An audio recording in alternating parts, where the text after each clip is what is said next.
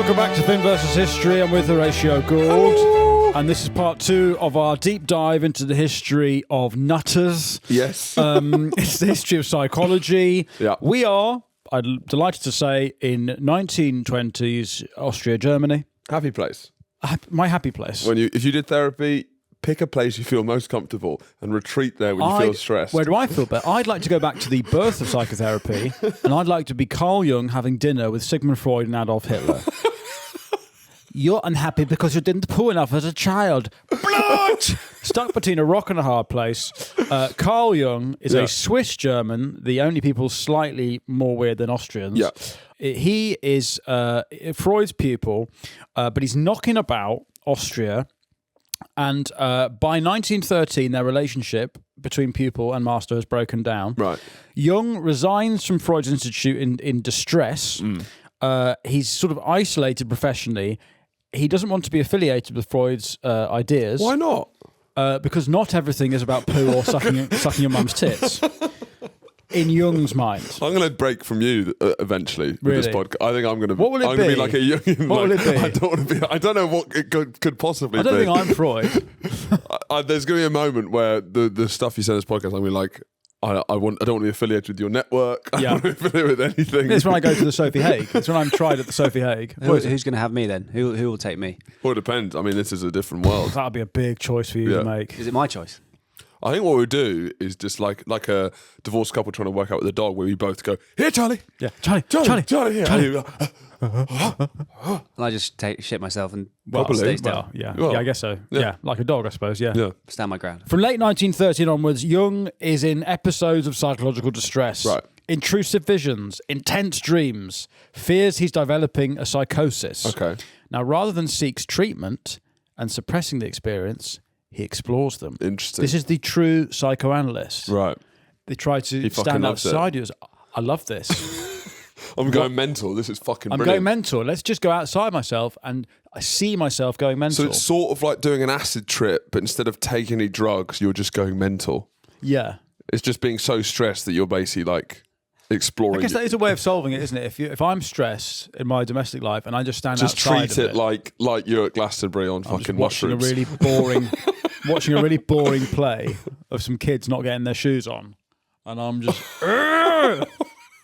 Explore it. because that's a therapy technique, isn't it? Supposedly, I don't do it because I'm straight, Right. But I supposedly you're meant to notice the stress and like acknowledge it, but you're meant to like, oh, this will pass. Was it sort of like saying But it won't pass unless they get their fucking shoes on and get out of the house. We're going to be late. So like I am an alcoholic in the 12-step program. This The drink first- will pass my lips and I will feel better. I'm watching myself drinking a pint and I know I'm going to have 12 more and ruin Christmas, but that's fine. Is that what they mean? I think so.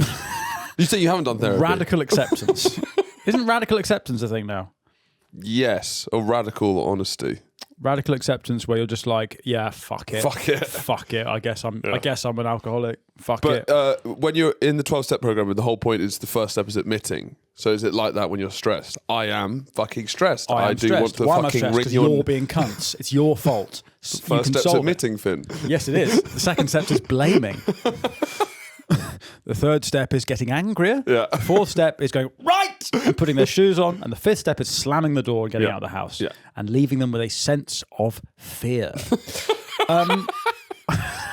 More tips for me for parenting are available at my website. I've got some free PDFs. I mean, so from a Freudian, you know the free climber who's just climbed that Taiwanese skyscraper? Yes. What's his name? Alex something? Trevelyan. Alex Salmond. Not Alex Salmond. Trevelyan? The people who are involved Alex in the... Trevelyan was 006 in Goldeneye. Sorry, that was The a Freudian- Trevelyan's that was were an involved in the unconscious. famine, I That was an unconscious slip. Wasn't Alex it? Honnold. Alex Yeah. Honnold. Alex Honnold. Honnold. Yeah. Well, yeah, he's the one who did free solo and has just free climbed this skyscraper in Taiwan. Yeah. But basically, when watching free Live. solo, he said that he basically wasn't hugged as a kid till he, like in those early stages. So now he's trying to hug the mountain. Yeah, I guess so. But it is interesting that like it is interesting that if you don't give your kid enough affection, they will free climb a rock face later in life. Which is, he got paid $500,000 for that. Yeah. So part of me is like, you could maybe raise them, be like, if you don't touch them, It's like sushi chefs resisting the urge to cook it. Yeah. Whoa. Leave it. Put some soy sauce on it and go to bed. It might end up being like, you know, a world-class athlete. So Jung, who is probably I might prefer of all these whack job doctors. Yeah, Jung is based. Jordan Peterson loves Jung. He's always knocking on about Jung. He is. So Jung's breakdown is kind of recorded as the basis of his book Liber Novus, the Red Book. Quotes include, "The more manly you are, the more remote from you is what woman really is." Well, that's not a great quote. That seems... Since the feminine in yourself is alien and contemptuous. You see, I love this guy. He's speaking my language. Right. The acceptance of femininity leads to completion. What kind of completion is he talking about? Is that a way of saying he's coming? Oh, fuck, I'm going to complete. Then the same is valid for the woman who accepts her masculinity. So was he saying that we should all be gender fluid? I guess so. Gender benders. But yeah. What is it, Charlie? Is it gay to go out with a masculine woman? I think so. Is it? Like, is it gay? Is there any level of? Is there any masculine. level of camp where it's gayer to go out with like a really butch lady than the gay man? Interesting. No, I don't know. It's the manliest woman I mean, ever. how butch does this woman have to be? On a scale from like 0 to Claire Balding, what? She's I mean, Claire Balding. we're going butch than Claire Balding. She works I the think. train. She Impossible. Impossible. She looks like Claire Balding, but she like works I think on she the train. more looks like Vinnie Jones, but is a woman. Christ, I can't imagine that. Short hair. Yeah. Don't know. I don't know. I see your point though. Vinnie Jones looks like a powerful lesbian. In Is it some all ways. physical? Say that to his face. See what happens. So Jung, let's get to. So Jung develops these concepts after World War One, during his kind of retreat from. Does he serve in World War One? I think maybe he does. Oh, he's Swiss, isn't he? So of course he didn't. Yeah. Fucking Swiss. Oh, he's just there as a fucking referee. Taking Brilliant. a Swiss Army This is knife horrible. out and then getting the scissors out of the Swiss Army knife. Brilliant. What a fucking coward. Jungian concepts. So whereas Freud, to compare this to Freud thinks that everyone has some kind of childhood trauma because they didn't suck enough of their mum's tits, or they didn't poo on themselves enough, or they pooed in toilets too much, and they all want to fuck everyone, and that's why everyone's messed up. Okay. Jung goes, or he starts talking about these concepts of archetypes. Yeah.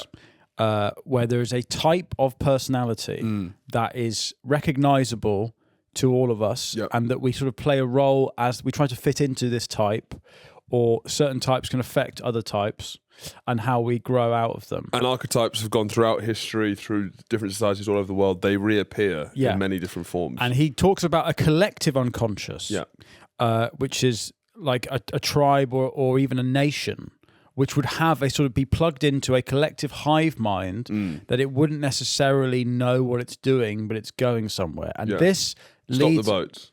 Sort of. Yeah, our collective unconscious now is stop the boats. Although it's quite conscious for a lot of people.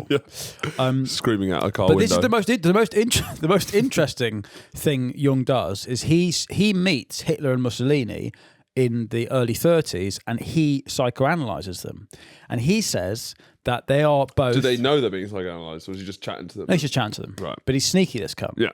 So he says that these two leaders are different archetypes, and that's why they're successful leaders. There's the archetype of the strong man. Is that Mussolini? Mussolini, bare-chested, in the fields, eating raw garlic. Hey! Yeah. Right? And this is like like going back to when we were monkeys or whatever, and we just went to the strongest guy. Alpha male. He's the alpha. Yeah. He's a very easy person. He's the strongest. He's the most dangerous man. He'll lead us. He's our leader. Hitler is not that. No. He's physically quite weak, Hitler. Hitler's a shaman. That's what Jung says. A Nazi shaman. Hitler is a Nazi shaman. Hitler is a witch doctor who is cooking up a tea that the Germans are fucking drinking. And they're seeing shit. Yeah. Right? Hitler, the archetype, basically. Raised as ayahuasca. Yeah, it is taking ayahuasca and then denying the Holocaust. That's what Jung says. Hitler is an archetype. No, it's taking ayahuasca and doing the Holocaust. Yeah, I guess so. I guess it is that. It's the first thing. So he says that Hitler is a magician, a wizard, the archetype of the shaman, right? And Wizard Hitler. So this is That's someone amazing. who is not the strong man, and he's also not a virile man. No. You know, he's not someone who ever got really one had a ball. sexual relationship. Now, Yeah. as we've seen, Micro penis. maybe we can't know, but they think Hitler is kind of communing with the collective unconscious of Germany, right? Yeah. And that Hitler is sort of It's it's basically interpreting it's Right. What, like, it's a drum circle, but it's Hitler. and it's German. Yeah, umba, umba, umba, umba. Hitler's playing a didgeridoo, and all the Germans are And it's sat like, feel the cross-legged. Lord. Yeah, the Germans are all sat cross-legged, drinking tea, and Hitler's anyway. So he says that Hitler is the archetype of the mystic or the priest who captures the imagination of the collective unconscious and tells them about the stars and where they're going. Right? It's not the Spiritual leader. sort of, and basically what he says. Now this gets pretty fucking crazy, right? And I'll just say now that I'm here for all of this.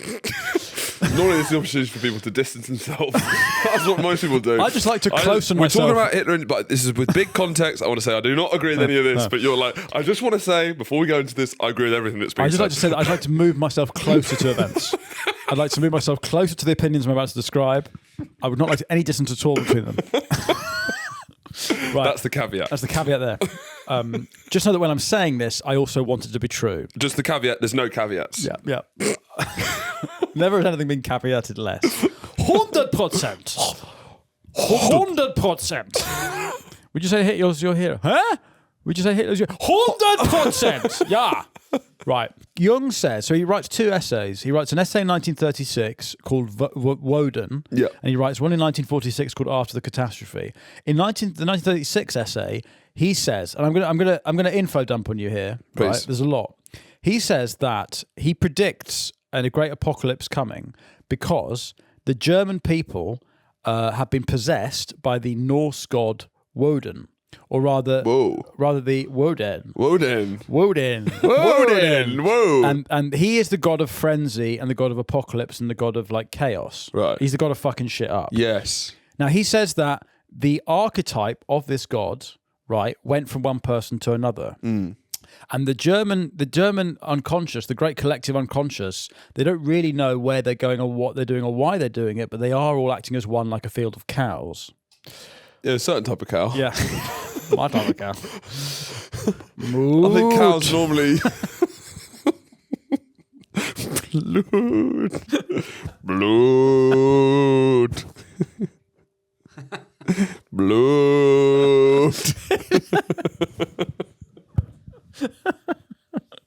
Oh, yeah.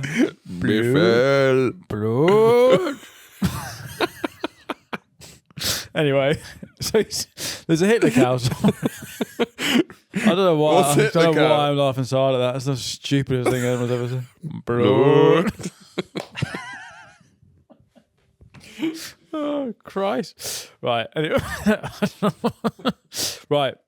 He says the German peoples are the unconscious is going in this direction of chaos, right? And he says that the archetype, as he writes it there, is Hitler, right? He's the manic priest, the shaman. Manic Pixie Dream Girl. He's a manic pixie dream Nazi who's leading the collective unconscious. That's one of the archetypes. Yes. I believe that Hitler is the Manic Pixie Dream Nazi archetype. You have the archetype is the shaman or the leader or the fucking blue-haired anime-loving girl, and Hitler is that. Hitler's a blue-haired manic pixie dream girl with space boots who's doing slam poetry about sci-fi at the Edinburgh Fringe. Anyway, he calls Hitler a psychic scarecrow. So when did you write in this? What year?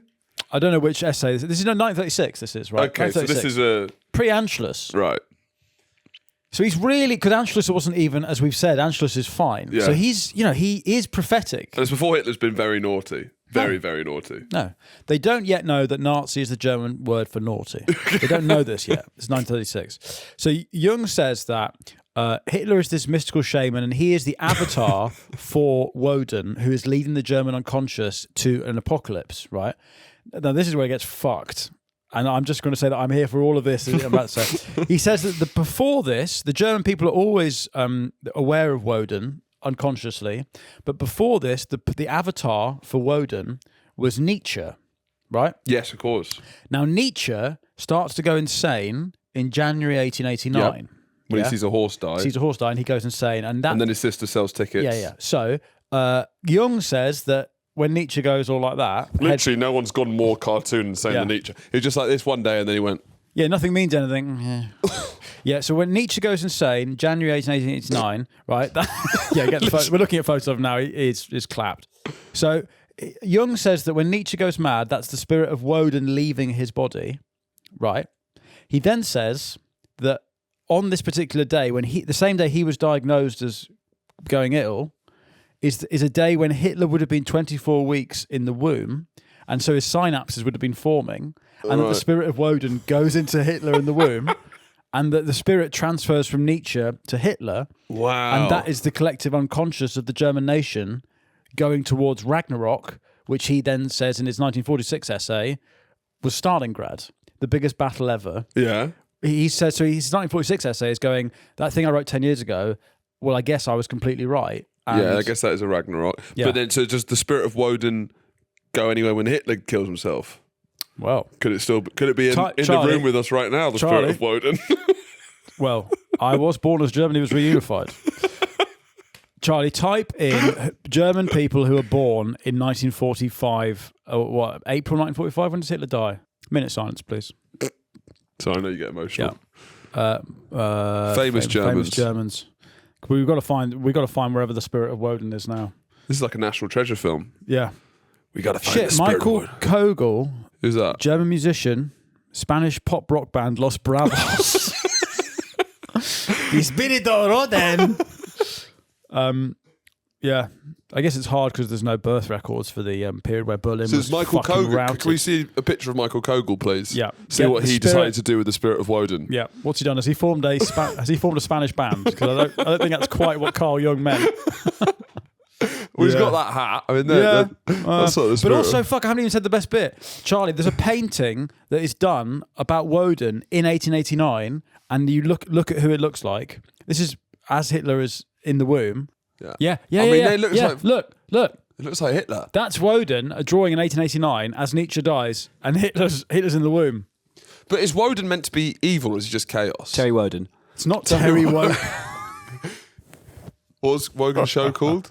It's called Wogan. Oh, was there not like a radio version of it? Not Terry Wodan. Terry Wodan. Yeah, he did the BBC Two What would show. Nazi Terry Wogan sound like? I don't even know what Nazi Terry Wogan would sound like. We need to exterminate the Jews. Oh, there's no way of the 6 million. Yeah. You're listening to Pickle the Pops. It would change Eurovision. It would change Eurovision. Always voting for Germany. Yeah. It's just Lebensraum. And Israel get 0 points. So Jung Jung's the only person who ever psychoanalyzes Hitler. Yeah. And these essays, I would encourage you. There's an Irish guy on YouTube who writes video essays about psychology, and I found his one about Jung and Hitler is amazing. But where's the Norse god Wodan coming? Is it because isn't it a pseudo history to link the Germanic mythology to the Norse mythology?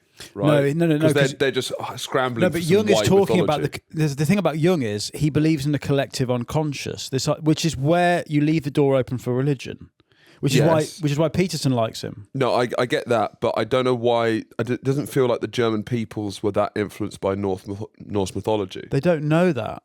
Jung is trying to articulate what's happened. Could there be a Ghanaian Wodan? Yes. Even though it's nothing to... Really? Yeah. So you can collectively... Okay. Oh, do you mean Wodan? Because Wodan's an archetype of a shaman. No. Hitler's a shaman. Wodan is the name of in this period the German unconscious. They're being influenced by the god Wodan. That's who is the god of chaos. It's a fruity way of saying. I know. It's a way of framing it, but it's interesting. It's bollocks. Well, obviously it's bollocks, but no, but it's a way of framing things, and I can understand archetypes. The great thing about psychology, but I don't understand why you're bringing Norse mythology into the German unconscious, because I don't think that would be the prevalent mythology. What he's saying is, because the Nazis were all about Norse mythology. I guess so, but that was a pseudo. Science history. What he's saying, they're forcing that also in. Wodan is a Germanic version of a Norse god. Okay, yeah. So okay, fine. But what he's trying to say is the Germans were always going to do this because it's like he's being stereotypical and essentialist. Yeah. He's saying Destiny. It was destiny. Germans' destiny was the Holocaust because that's their unconscious collective action. That's their field of cows going blood. Right? That's the German story. And that Hitler was like the final prophet, the final shaman. It was meant to be. All right?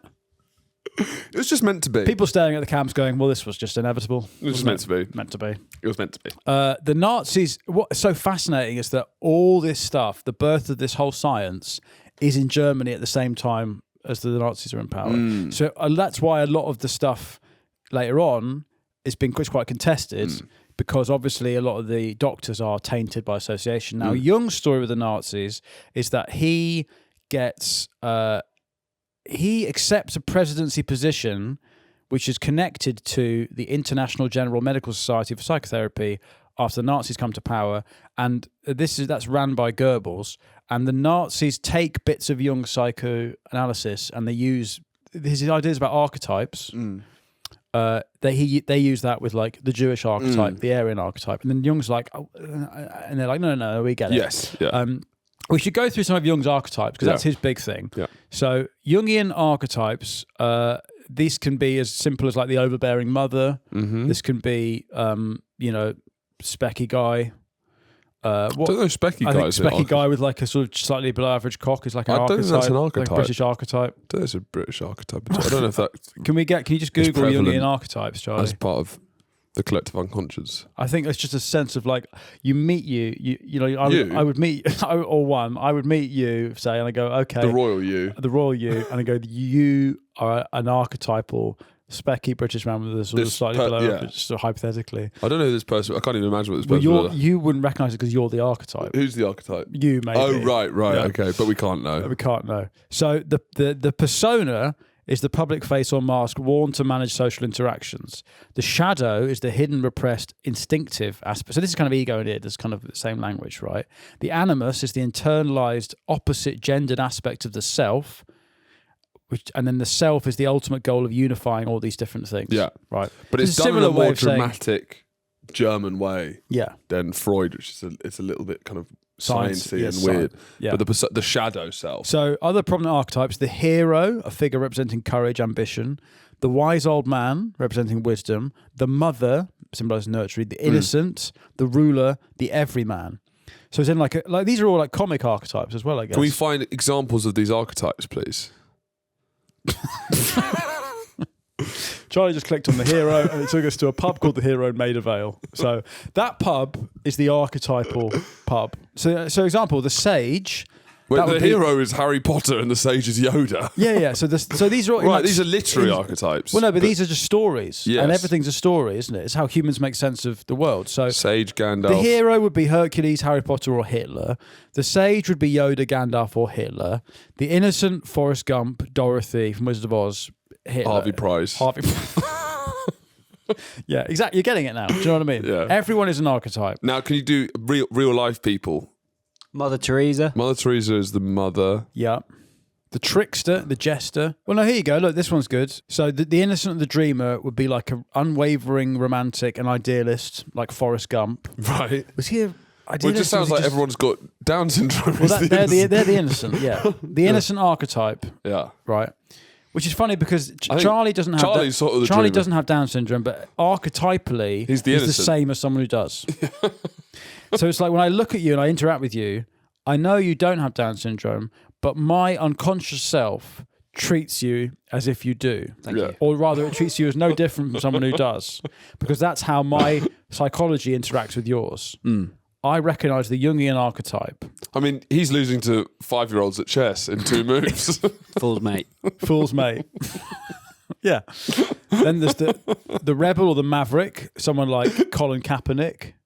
Right, yeah. Or like activists. The lover would be kind of, I guess, I don't know. Charlie XCX and Timothy Chalamet. No, Bonnie Blue, I don't know. Kylie Jenner and Charlie XCX. The jester, that's like comics. The sage would be philosophers. The magician, Hitler. Imagine that kid's birthday. You've got this great guy. For my next trick, I will make 6 million disappear. Right. So let's get back to the story. So after World War II, and Jung writes this essay, basically being like, "I was right. Gives me no pleasure to say." And psychotherapy starts to trying to understand what the fuck just happened there. But what I like about Jung is if you don't take it literally, it is sort of just like a dramatic framing of things.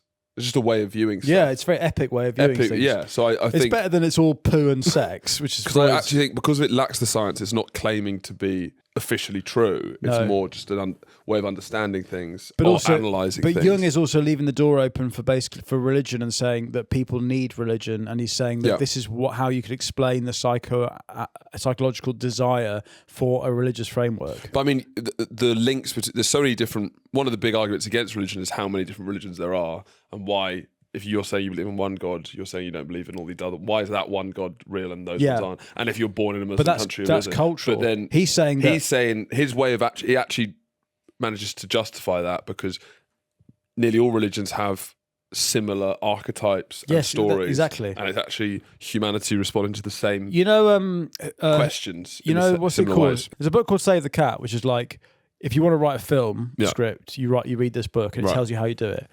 Jung has done Save the Cat, but for religion. Yes. It's if you want to make a religion. You want to make a religion, you have you have an old fucker, you have his son. Trickster. You have a prostitute. Yeah. Whatever. What is it, Charlie? Do you think there's any room for it in terms of these like iconic Freud, Jung and everyone? Do you think now with science, will there be another one who does science? Who stands in alone as like a kind of like major brain theory person? Well, I suppose nowadays you've got people like Huberman, but it's become so much more medicalised in that people who are talking about neuroscience. Yeah. Well, now the movement now is that the gut's the second brain. We've moved so far that it's like... It's gone backwards. It has gone backwards because it feels like we're getting somewhere. Back to poo, and now we're just back to like the humours. Now it's like apparently now a lot of your feelings and emotions is because you haven't drank kefir and you haven't had enough ferment. Yeah, well fuck BetterHelp, let's get Yakult. Yeah, well kind of. Yeah, basically. The best therapy is fucking Activia. It's yogurt. We're now in the yogurt therapy stage. You see your therapist today? No, I just had a fucking yogurt. I feel fine now. Let's get to more psychotherapists that were tainted by the Nazis. Jung was never a card-carrying Nazi, but he had to fight. Like his reputation his whole life. But the essay, I would recommend reading the essays. They're amazing. So Hans Asperger's, which is a bit like being called Harry Autism. Oh yeah, Derek Retard. Yeah. Daniel AIDS. Yeah. But again, the condition is named after him. Yeah. So if he was called that now, then that's quite funny. But again, this is pre-Asperger's. Trevor Downs. Called like Trevor Downs syndrome. Does he have any children who are alive today? Someone find that out, please. Does Hans Asperger's have any children that are alive today? So he starts to study for... he's born in Vienna again. Vienna is just fucking ground zero for autism, isn't it? Yeah. Austria. He's born in 1906, and he specialises in developmental disorders in children. And in the 30s to 40s, he carries out these clinical work with children who show an unusual pattern of social behavioural traits. These include being socially isolated, poor at non-verbal communication, subscribing to a racist podcast Patreon. What's being poor at non-verbal communication?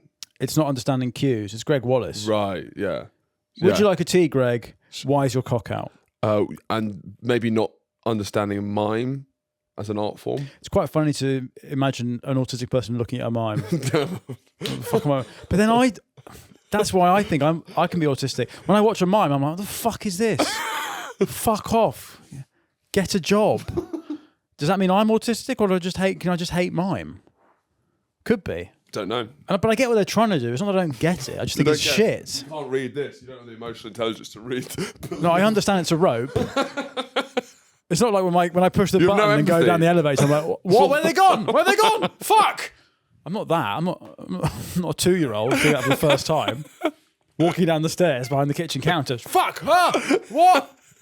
There are stairs there? Sorry, he's got autism. Do you reckon Fritzl ever did that?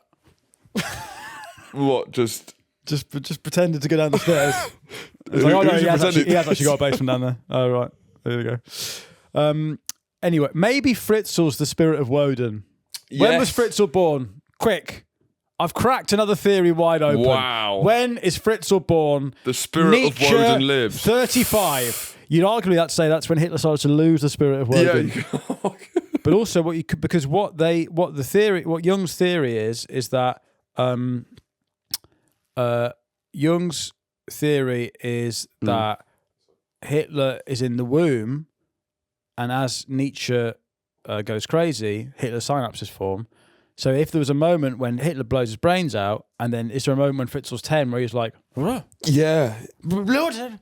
It finds a new avatar, finds a new host. Exactly. Fritzl could have been a very well-behaved 10-year-old. Exactly. And then Hitler blew his brains out. And suddenly he's possessed by the spirit of Wodan. He does look like he's possessed by the spirit of Wodan. Crazy. He looks crazy. He looks like a guy who did what he did. Yeah. He kind of looks like you. It's not impossible that you will end up looking a bit like that. He looks more like Horatio than me. I think it looks like a blend. I think you face up us together. Yeah, and then put the old filter on and you get Fritzl, which would make sense. Anyway, right. So a Hans Asperger's. No, that's us two. Sorry, that photo. I'm the one behind. Yeah. This is when I've turned you in. Right, you turned me in. And I've got a sort of smug, wry look going, I knew this would happen. He's literally wearing your suit, pretty much. He is wearing my suit. I don't look like him wearing the same suit. Same suit, exact tie, exact shirt.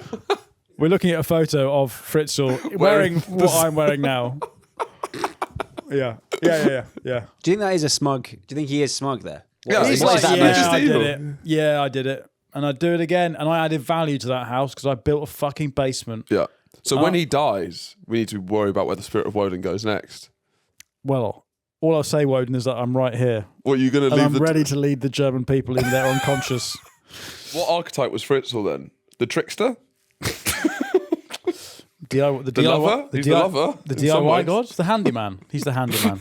He's a mix of the handyman that's possessed by the shaman of Hitler. The innocent. Yeah, right. So Harry Asperger's, John Down syndrome, whatever you want to call him, he is studying kids and 4 particular children whose behaviour follows this recognisable pattern. Difficulty forming natural social relationship with peers. Trigger warnings for our listeners. This will seem very relevant. Limited understanding of social cues. Limited. Conversational style that could be one-sided. No. Don't run into the road. What? Yeah. Little intuitive use of gestures or facial expressions, intense narrow interests, often pursued obsessively, and an ability to talk at length about favourite topics. I mean, this is is the backbone of this podcast. We've just monetised our Asperger's. We've locked as people who are so hyperfixated on certain interests. Yeah. So Asperger believes that many of these children could grow into functional adults through nurture. So you're getting a nurturing sense here, which before I think it's all about. There's almost a sort of, with Freud and Jung, there's no mobility in the archetypes. But then I think we've gone back to a sort of defeatist, like destined view of autism, Predestined. which I don't agree with a lot of the time. Yeah. Where it's like, I've got this is how I'm ADHD. I'm always going to be 15 minutes late. But that's because that's because it's now become a personality trait, rather than a. Because I think obviously there's developmental differences as children. Doesn't mean you can't overcome them. No, and when people are like, "Oh, I'm masking," yeah, so's everyone. Yeah, that's the whole whole gig. point of being alive in society is you don't just poo your pants, Charlie. The masking thing does kind of annoy me. It's like, we're all masking. Why are you exempt from masking? I'm exhausted from masking all day. Yeah, so am I. I'm going to work. I don't want to work. I want to lie on my own shit wanking, but I've got to get up. I just want to be eating KFC on the toilet. What do you mean? We're all masking. I completely agree. Anyway. What is it? If you could have your time again, would you... Would you 35? 35. If you could have your time again, would you... Time's up. Would you go back to... like, if you could have your brain in like a 5-year-old's body... I think I'd be doing so well. What's the question now. though, Charlie? I would be doing so well now. Like if I was 5 and I had my brain, I'd make sure that everyone liked me immediately because I'd have all my skills. Yeah. And like you would go. I still think you'd be losing at like, this is the problem. Is that you would go back to when you were 5 saying, "This is brilliant. I'm going to be top of my class. I'm going to be able to be a CEO by the age of 20, and you'd be bottom of your class still." You'd lose in 3 moves. You'd be a lot of people having meetings saying, "Is he developmentally challenged?" Yeah. Right. So Harry Asperger's, Harry or whatever he's called, he calls the kids little professors. Brian Diarrhea. You know, some people have names, and you're like, well, you can only do one thing. Where did diarrhea come from? Is that named after? Is that the first guy on a loose ship? It's called Brian Because you Diarrhea. can't just like. I mean, I guess diarrhea makes sense as a like sonically. What's the Indian word for diarrhea? Because that's surely where it comes from. No, they've got how Eskimos have 100 words for snow. In Hindi, there's 100 words for diarrhea. Oh, it's a Greek thing. Of course it's Greek. Yeah. Right. You can't call Asperger's syndrome that anymore. It's now because of the Nazi stuff. Yeah, because and I looked into it. He's pretty guilty. Right. So the Nazis had a thing called they had a camp called T4 or T44. No, T44 is the Paralympic thing. Anyway, they had a camp called T4 where catch up on E4. T4 on the beach. Not T4 on the beach. I think it's the opposite of that. It's where they killed disabled children. Yeah. So it's not T4 on the beach. It's T4 off the beach. T4, it's landlocked T4. If you're in any mind, don't get those confused. It's not a music festival on the beach.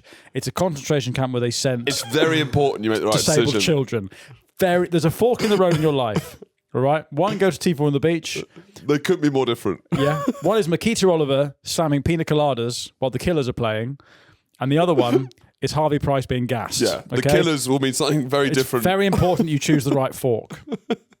So all the debate is whether Asperger's was how aware he was that he was sending children to their death at a Nazi euthanasia clinic, because obviously the Nazi regime, they're taking Darwin's ideas, they're taking Jung's ideas about archetypes. Yeah, Dr. Asperger's, he ingratiated himself by referring children to a euthanasia clinic. I mean, what a referral.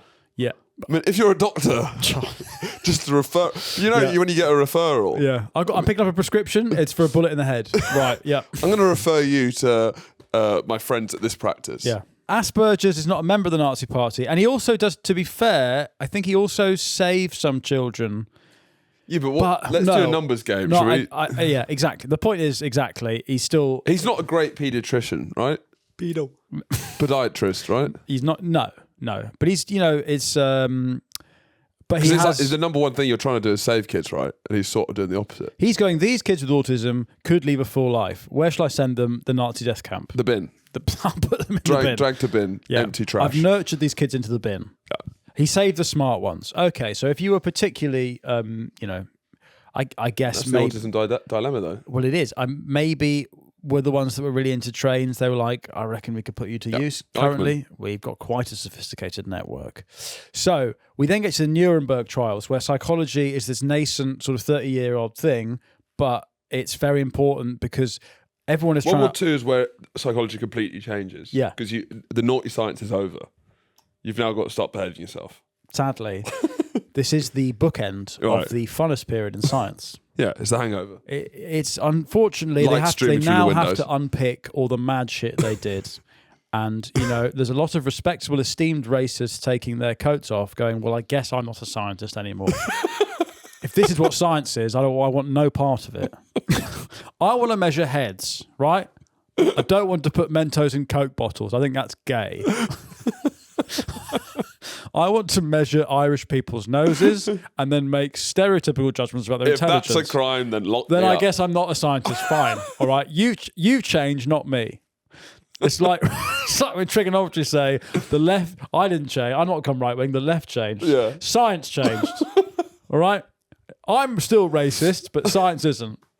Anyway, so the Nuremberg trial.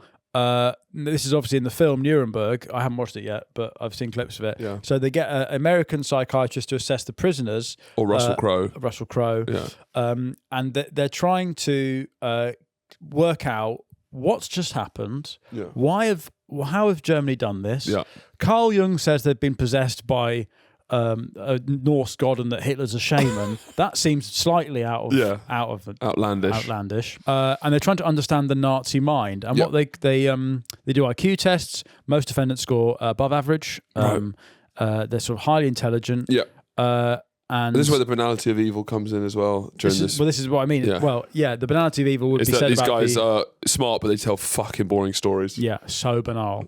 Like you did so much mad shit, and you can't spin a yarn. Yeah, come on. Yeah, like obviously I don't care about that part. Yeah. Get to the good bit. Get to the good bit. Fucking and then there was build more, the there was tension. more paperwork. And so, but then they start using the Rorschach. How do I say that? Rorschach. Rorschach. Rorschach. It's like The Rorschach. Sounds like Sean Connery. I'd say the Rorschach A box test. of Rorschach or Quality Street. Rorschach. It's Do you prefer Rorschach. Rorschach or Hirosh? The test. Rorschach. Right, the Rorschach. The Rorschach test. Pasta Rorschach. It's the test. If you get the best ones, that's quite rude. If you eat the strawberry one, Give you're it the gay. Rorschach The Rorschach test. If you eat the pink one, you're gay. Winners go home and fuck the prom queen. Anyway, so Hermann Rorschach is Swiss. Died young. Again, he's Swiss. He died young. He was nicknamed Klecks, which is German for ink blot. That's mad. So he enjoys this game where you drip ink on a paper, then fold it.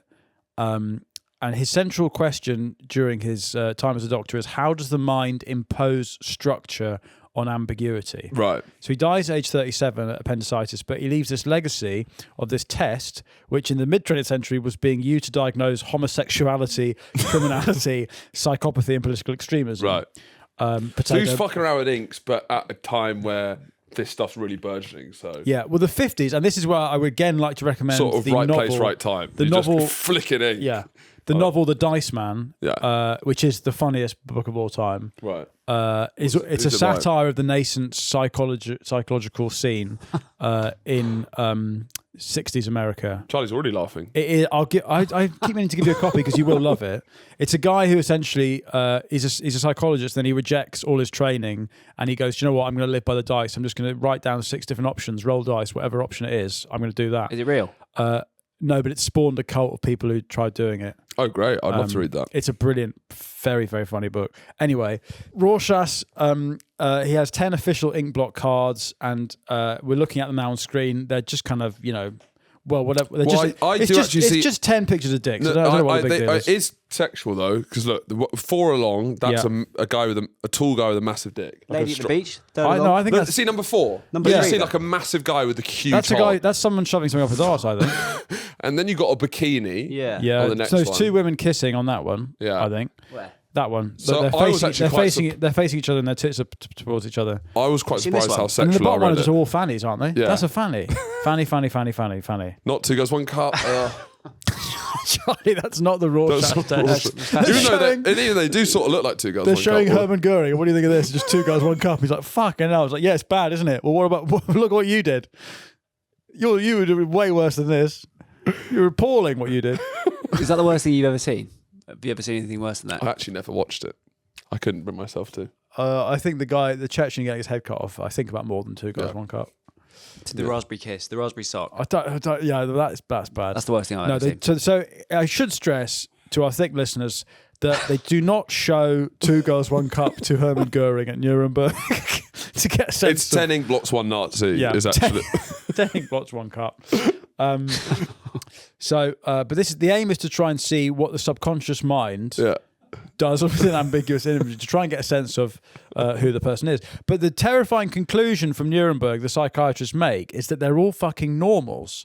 They have intense narcissism, but their lack of conscience is not something that might be any different from anyone else. Yeah. Right?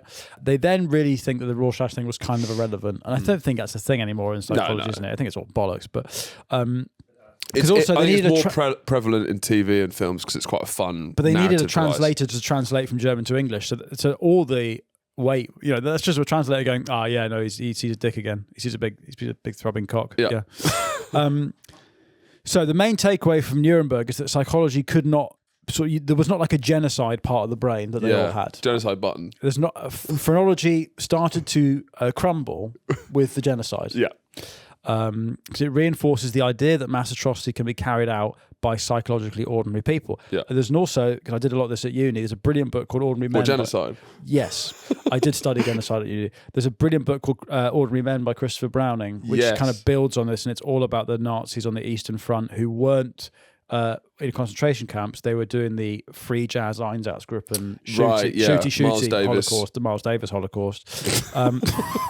They were actually killing people. They couldn't defend themselves. They couldn't psychologically distance themselves by pushing a button in a room and then someone dying. They were killing them. Yeah. But they had the same psychological processes. The same ordinary people did more They're awful playing things. it like Call of Duty, basically. Yeah. With that level of detachment. So now we get onto the Milgram experiment, which now this happened just as our old friend of the pod, Adolf Eichmann, is on trial. So that was our first four-parter, I think. It was our first four-parter. Adolf Eichmann, feel free to, if you've not heard that series, dig into that first. So the Adolf Eichmann trial, you can catch up on that series, but he was a German man who loved trains, really. And no further information And if that's needed. illegal, then I guess he's guilty. But so August 1961, what's he called? Is he called Stanley Milgram? Yeah, he's called Stanley Milgram, and he's an American, I want to say. Should we place this? Should we place 61? Because we haven't placed anything. Well, okay, so 61, I guess that's after Elvis Presley's first album. Yeah. And before the Beatles' first album. It's not before the Beatles' Where's first the album. first Beatles? 60. 59, 58. Really? Anyway. Between Beatles and Presley, that's what's going on. Milgram has devised a study to try and explain the psychology of genocide. Yeah. So he wants to answer the question, which is what the jury in Israel are trying to do, is... The jury? The jury of Israel and the jury of Israel. The jury of jury in Israel... Christ, that's a bit of fun. They've gone to the jury and found a jury. This country's gone to the jury. They've gone to the jury and they've asked them to find a jury of jury to do their duty in finding out whether Eichmann could... the duty? Their duty as jury. The duty? The jury's jury duty. Are you on jury duty? Now, what's that? You could say that Eichmann was on jury duty. Yeah. And now they're on jury duty. Yeah. That's going to be a lot of fun for the subtitler who's dyslexic. When that bit's clipped. Christ, the first bit he's understood. Poor guy. I don't envy that clip, Niall. Best of luck. Best of luck with that. Anyway. That's his worst nightmare. So he wants to answer the question of whether Eichmann could legitimately claim that he is just following orders. Right, yeah. So Milgram suspects that the obedience exhibited by Nazis reflects a distinct essentialist German character, which is what Jung would say. That's what we say. That's what I said. Right? It was inevitable they were always going to do this. It's the spirit of Wodan. It's Wodan nonsense. They were social Wodan warriors. Hitler was a manic pixie dream girl, and the country was of SJWs. Anyway, so he gets some American participants. That was a good sigh. Did you hear that? So Gary Neville commentary. Yeah. He gets American participants as a control group before using Germans, right? Yeah. And so he wants to just see if this experiment's going to work before he does it on actual Nazis, which he thinks are just Germans. No. You can't call everyone Nazis, though, Finn. Sorry? You can't call everyone Nazis. No. But this is the 60s. Oh, no. Sorry, this is actual Nazis. Okay. So the experiment is as follows. There's three roles: an experimenter, a teacher, and a learner. Yeah. Now the teacher is told that the study is about how punishment affects memory, but that's a lie. They're told that they'll be paid regardless of what they do, and that the learner is strapped into an electric chair. Darren Brown did an episode with and this. The teacher is given a sample shock to make it feel real, and then he's told they're in separate rooms. And the teacher is told to basically put, every time that the learner gets an answer wrong, the teacher is told to push a button which delivers an electric shock. And the electric shock will increase in voltage. What they don't realise is that it's not actually hooked up. It's just the voices of an actor going, fuck.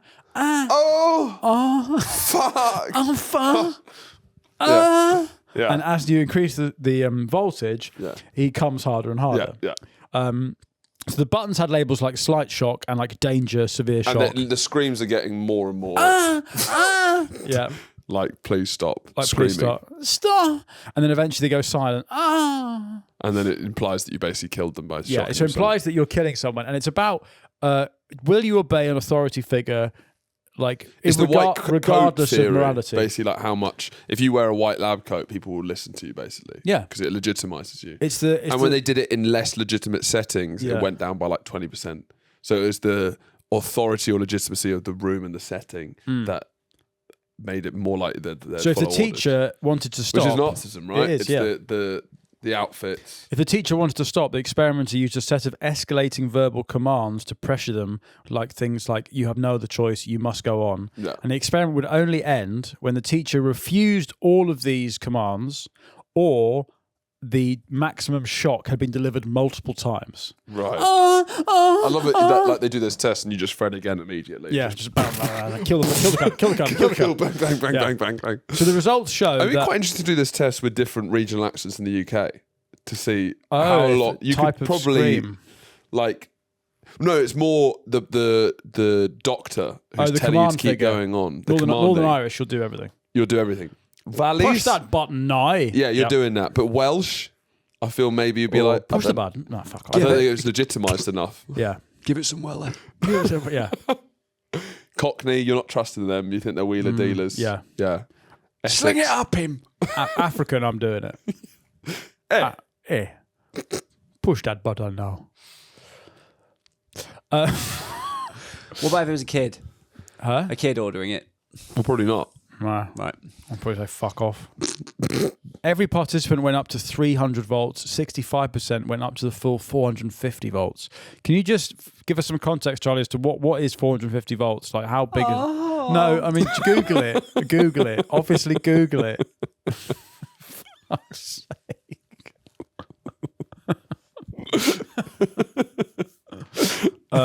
Industrial equipment like large capacitator banks and specific... But I wouldn't know about voltage, so I don't know if that would mean much to me. What was your light bulb? How many volts was that? What do you mean? What light bulb? What do you mean? What as if I had one light bulb in my house? Charlie has one light bulb. In my 3-bed house. What light bulb do you... What's your one light bulb? Do you unscrew it and then move it from room to room as you move through the house? Every light. Fucking idiot. The one that you got shocked with. Oh, it was an LED driver when I was replacing the bathroom light. That was, yeah. I don't know what that was. What Anyways, is 550 volts in terms of pain? it's just sort of dead. Pan. In terms of pan. It would hurt a lot, apparently. Yeah. Yeah, it's like involuntary muscle cardiac arrest, like instant. Yeah. Skin breakdown. Freezing effect. Yeah. So your skin breaks down, you freeze. It's instant death, right? Yeah.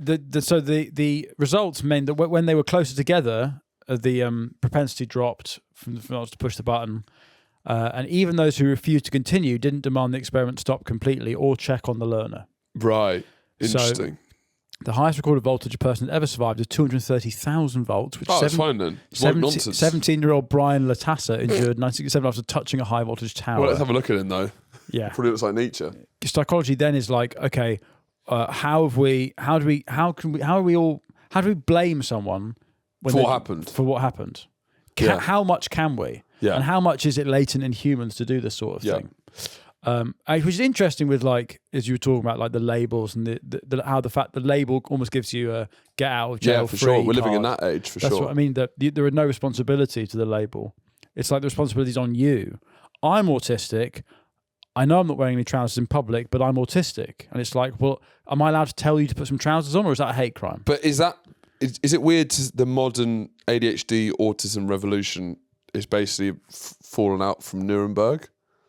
Almost, yeah. So it's like, it wasn't Nazis' fault for Holocaust. Mm-hmm. It wasn't your fault that you're an hour late because ADHD. Yeah. That's it's like, should be this other way around. Yeah. Like, the Nazis did the Holocaust. Yeah. And you're an hour late. Yeah. I don't care why you did it. You're an hour late. I was just following orders. I was just ignoring orders. I was just ignoring orders. Yeah, just ignoring orders, Your Honour. Now, 8 years after Nuremberg, the psychologists Olds and Milner implanted. Charlie's Charlie's surname. implanted electrodes into rats' brains. Maybe he is related to Charlie. That sounds like something. They accidentally discovered stimulation in pleasure centres. See, look, me talking about having little buttons in the brain, you laughed at me, but it seems like more and more we're finding out that there are little buttons you can push. Pleasure centre. Yeah. Pleasure centres, pedo centres, genocide centres. So there was bish, bash, bosh. Look, I've always said I believe in phrenology. Yeah, good. They allowed the rats to stimulate their own pleasure centres by pressing a lever that was connected to the electrodes in their heads. The rats would then, one of them basically gave them sexual pleasure. Yeah. And the rats would then press the lever 2,000 times per hour for 24 hours, ignoring food, water, sexual partners, mates. They did this to the point of exhaustion and death. Yeah. So there was a rat who, Fred again, came themselves to death. What If we hadn't then? given Charlie a job, this would That's be... what, yeah, you do. Yeah. I mean, that would be like a nice way to go. Yeah, maybe. I don't know. Starving because you're... Just wanking as well. I think most people, if you had that option of constantly doing it, you It's probably basically would. the same experiment nowadays. Rather than giving rat an electrode, is giving you a quick shot launch masturbator. Doesn't leave. Charlie, stop it. Smoke's coming out. Charlie, stop. Charlie starves to death. Starves to death. With a fucking air fryer all around his stick. And this experiment identifies the reward circuit, which is dopamine and serotonin release and all that stuff. What ADHD is about, fundamentally, it's about having your dopamine receptors all fucked up. Yeah. Right. So you can't release it naturally. So you have to find it. The reason why you because stim... as a child, you quick shot launch too much. That's what Freud would say. Because you got shouted at on the toilet once. You were on the toilet and you didn't do a poo quick enough. Yeah. And then you quick shot launch masturbated and now you've got ADHD and you can't concentrate. Yeah. Look, we've gone from physiognomy and from phlegm to a rat coming to death. So not that far, really. Really not that far. We've barely taken a step forward. And we've mainly gone sideways. Yeah, I sort think. of boomeranged. Yeah. We were getting somewhere. We've gone and now sideways. But psychology, listen, for all of you listening, watching, I reckon you'd commit the Holocaust as well if you were told to. Thank you. I also reckon you press a button to come until you died. See you next week. You're rats. On the Patreon, You're Nazi rats. You're Nazi rats. On the Patreon tomorrow, we will be dealing with the Stanford prison experiment. Yeah, very interesting actually. Very interesting. Good stuff. Very fun stuff. And you also get early access to next week's episodes. But each way, we'll see you next time on Finn vs. History for more historical filth. Bye. Bye.